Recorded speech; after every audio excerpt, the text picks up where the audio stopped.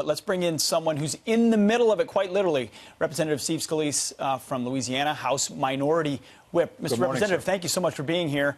Your reaction to this new round of subpoenas, Democrats looking increasingly, I don't know if serious is the right word, but they're moving forward with this impeachment inquiry. What's the latest? Well, it's been a fishing expedition from the very beginning. There's never been a high crime or misdemeanor that they've been able to lay out, and yet they just keep marching down this impeachment drumbat because their radical base wants this. This is something they said at the very beginning when they got the majority last year. They would impeach the president regardless of fact. That's the dangerous thing about this. And, oh, by the way, if they were so serious, why did Adam Schiff have to start his committee hearing with a parody, a joke, trying to make fun of this and actually lying about what really happened and trying to make up a conversation between the president and Ukraine President Zelenskyy? Why, by the way, if it's so serious, and think about this, Nancy Pelosi is saying she wants to start impeachment proceedings against a president of the United States. She didn't even require a House floor vote, which has always been the case, to start impeachment. But if she really thought he should be removed, why did she then leave town for 2 weeks? The next 2 weeks, Congress will not be in session. If you thought the president had committed such a high crime and misdemeanor that he should be removed, would you really leave town for 2 weeks, or would you keep everybody there day and night till you get to the bottom of the facts? There are no facts for impeachment. They want to appease their radical base, and it's dangerous to go down this road. What do you think changed for Nancy Pelosi, though? Because for a long time, she was sounding very rational on this issue, and she was coming out and not endorsing impeachment because I think she knew deep down inside that it could have potential negative consequences for her party when it came time to the 2020 election. All of a sudden now, she went full speed ahead. What changed? Well, keep in mind, Nancy Pelosi barely got the votes to be elected speaker, so she's always been balancing most of her conference versus the squad, the radical socialists who have been driving her agenda this entire year. And so as it kept going on, they've been pushing for impeachment, and she's been trying to hold them off.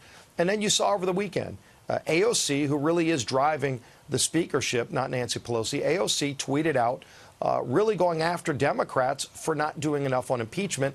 And then, lo and behold, 2 days later, Nancy Pelosi says that they're going to impeach the president. And she said that she had evidence of the president breaking the law, and it was going to come out with quid pro quo in this transcript. And then the transcript comes out, and there is no quid pro quo. There are no high crimes and misdemeanors. And instead of dropping it, she's got to continue appeasing this radical left base because they don't like the results of the 2016 election. Congressman, you may be right that Nancy Pelosi is giving in to political pressure on the left. You may be right that this does not constitute high crimes and misdemeanors. But are you, as a leader in the U.S. Congress, comfortable with a president of either party in the Oval Office inviting a world leader, a leader from another country, to come in and basically interfere in elections, dig up political dirt on a political rival? Are you comfortable with that? Well, first of all, there is no interference. I'm not comfortable with what Barack Obama did to work with Ukraine back in 2016 to try to dig up dirt on Donald Trump. And I don't see anybody in the mainstream media having any concern about that. Sure, but Congressman, pardon me, but that was 3-4 years ago. I'm talking about today. And, and again, it may not reach high crimes and misdemeanors, right, but you're going back in time. What about today? Are you comfortable as a leader in Congress about what happened on that call? Yeah, I read the transcript, which, by the way, they were saying was going to have quid pro quo. There is not a single mention of quid pro quo, of foreign, any kind of foreign aid, all of those other things that they were talking about. In fact, Zelenskyy himself, just the other day, said he was not pressured. There was no pressure. In fact, Zelenskyy was the one who brought up some of the corruption they were talking about, and they were to go back in time.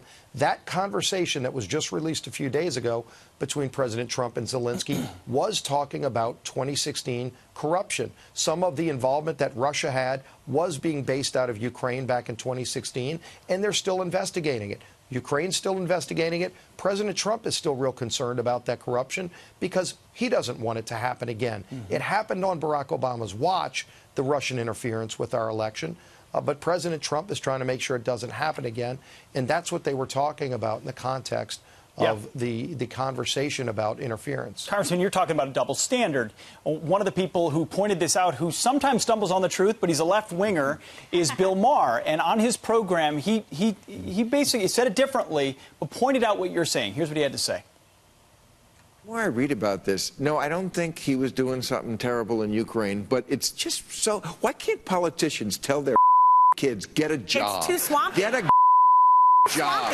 His kid was paid $600,000 because his name is Biden by a gas company in Ukraine, this super corrupt country that just had a revolution to get rid of corruption. It just looks bad. You did this in Ukraine? Well, Joe Biden did this. It does sound like something Don Jr. would do.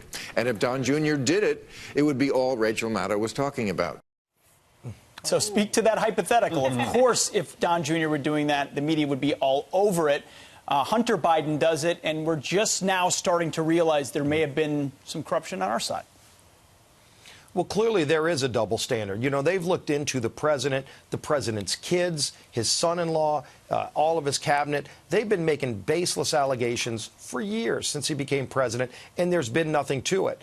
And so when you look at what really did happen with Hunter Biden, by the way, that's not something that President Trump has been raising for years. A lot of people have been raising that question for years. Joe Biden himself bragged about it. I mean, he literally bragged, laughing, saying, hey, I was over there and I told him in 6 hours I'm leaving with the $1 billion unless you fire the prosecutor. For goodness sake, if that's not a quid pro quo, you know, they're calling him quid pro quo Joe right now. I mean, this is embarrassing that the media let this go for so long. But I'm glad that's being looked into. But the bottom line is President Zelenskyy got elected on an agenda to clean up corruption in Ukraine, which everybody knew was going on for years. And so the President Trump, in a very gracious call, is congratulating him on his election and just letting him know that America's got his back. There are some European countries that aren't doing enough to help Ukraine, and they talked about that as well. Congressman, it seems to me that Democrats know how to talk about two things. They know how to talk about impeachment, and then they had to talk about Brett Kavanaugh, and both just go on and on and on. Now you have 2020 candidates shifting their focus to Justice Kavanaugh, renewing calls for his impeachment. We're now 1 year after his confirmation battle. What do you make of this? I mean, are they secretly fundraising for the RNC here? They're out of control. I mean, the Socialist Democrats in Washington are now the party of impeachment. And literally just a few days ago, they were, as you said, talking about impeaching Justice Kavanaugh. And then they had this whistleblower complaint that, by the way, when you read it, it's really curious. It was written by attorneys, not by the person that might have been a CIA employee. So who actually was involved in helping coordinate that complaint? But in the end, they now are shifting back over to impeaching the president, which they said they wanted to do. Their leaders, the Chairman Nadler, the day he got elected, he said he wanted to impeach the president. And yet there was no basis. There still is no basis. And even you said there are no high crimes and misdemeanors, which is the standard in the Constitution. You should look at if something comes to you, an actual violation of law, not a third-party account, as this complaint is, riddled with misinformation. But if someone actually came to you with something, then you would go and look and see if there was wrongdoing. You wouldn't start an article of impeachment inquiry without even having high crimes and misdemeanors. And that's what they've done because they want to impeach him to appease the radical base to try to reverse the 2016 election. We're going to have an election next year. Yep. The country will decide who's going to be president, if President Trump stays or if it's going to be somebody else. Congress shouldn't try to interfere with the results of the 2016 election. Well, Congressman, you started the segment by saying that this is a fishing expedition. We've been talking all morning about National Hunting and Fishing Day. I don't know if it was a tie-in or not, but you have a little fun down there. Not quite, but yeah. Go for it. Boy, it really is. It's just bizarre times, though. I mean, look, again, if there were real crimes that had come to them, and they've been looking, they thought the Mueller report was going to yield that to them, and it wasn't.